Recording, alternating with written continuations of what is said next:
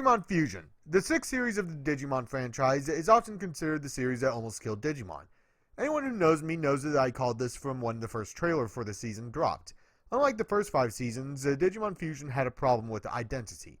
The first 5 seasons had problems too, none of them are infallible, but they all had their own charm. Each of them brought something new to the table that we hadn't seen before. Digimon Fusion, however, had a comparison that all Digimon fans hated. Yes, it took a while, but Digimon Fusion is a ripoff of Pokemon. It is very hard to say that it isn't. Our main character goes around collecting Digimon in a handheld device, after all. Other seasons were very similar to other shows, mind you. Tamers had the cards, which someone that didn't know anything about this show would think that they were ripping off Yu-Gi-Oh! Data Squad even took Men in Black's premise, and despite what everyone said about the season, it was pretty good. So what went wrong with Digimon Fusion? Well, that's a story for another review, but the gist of it is they ripped off 2 shows, Pokemon and Zatch Bell. But listening to me hate on the season isn't why we're here today, because even though this was a bad season, somehow good did come out of it. So today we'll be talking about 2 episodes.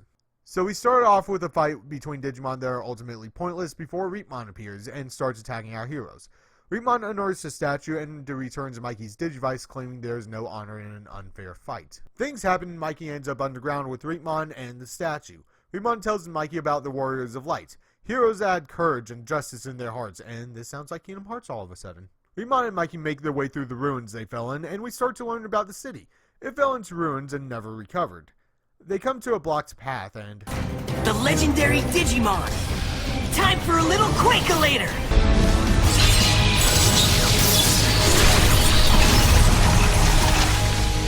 I'm just going to say that this was a waste of the best Digimon in the series. Total waste. Reapmon starts explaining the tragedy of Sakalia, where all the Warriors of Light were killed, and Reapmon was the one who had to kill them. Sakalia seems to be the only safe place in the digital world, and we see Reapmon sparring with Angemon, and he loses the match.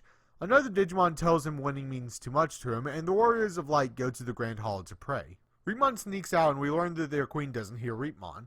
He's angry that she hasn't acknowledged him, and confesses that he would never be a Warrior of Light. Reapmon tells Mikey that he doesn't think he's supposed to kill Mikey, and he starts talking about when he struck down his comrades. His allies were cursed to attack each other, and out of fear, Reapmon killed all of them. The 2 make their way outside, where they find that Mikey's Digimon have been possessed. Lilithmon appears, and we learn that she is the reason why Reapmon's friends were cursed.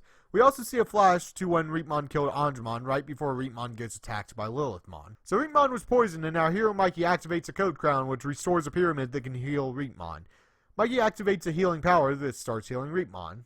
So while all of Mikey's Digimon fend off the enemy, Reapmon wakes up and begs Mikey to stop trying to save him. We see flashes of Reapmon's past where he killed his friends. Also, their barrier gets destroyed and they start losing. Never fear, Shockmon is here! Rocket Roller! The bigger they are, the harder they fall. You're a rookie. He is a mega. The only reason you're alive is because you have plot armor. Reapmon tells Mikey to save his friends, and we get the real reason why I wanted to talk about these episodes. In the past, Reapmon sought out power. He was told that his greatest battle is inside himself, and he couldn't come to terms with that.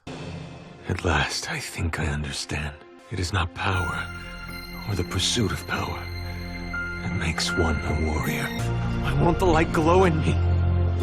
I'm stronger than any of the others. Physical strength alone is not enough. Do you understand what I'm saying? Your greatest enemy lies within. Going back to the battle, Mikey's team once again starts losing because it's a running theme in the show, and Reapmon jumps in the way right before our heroes almost get annihilated. Reapmon? Am I? What? Am I worthy? Have I become a warrior?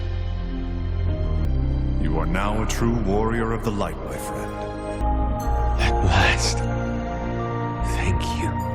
Reapmon then digivolves to Beelzemon and saves the day. So this is a hard show to talk about because for every good thing about the show, there's a number of things to hate about it. Mikey has no real personality traits.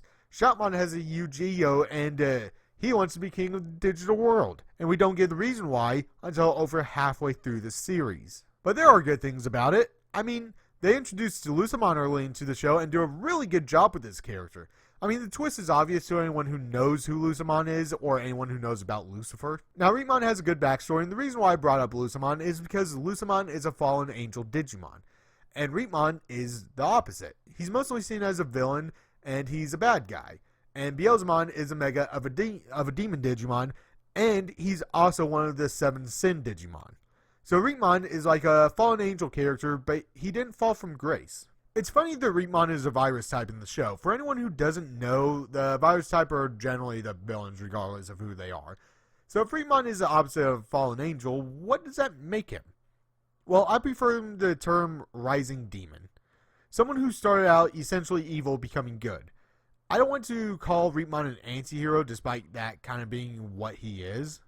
So I'm giving this story a 6 out of 10. There's plenty that can be improved, and the comedy they try to put into the show is below average, especially compared to the other Digimon seasons.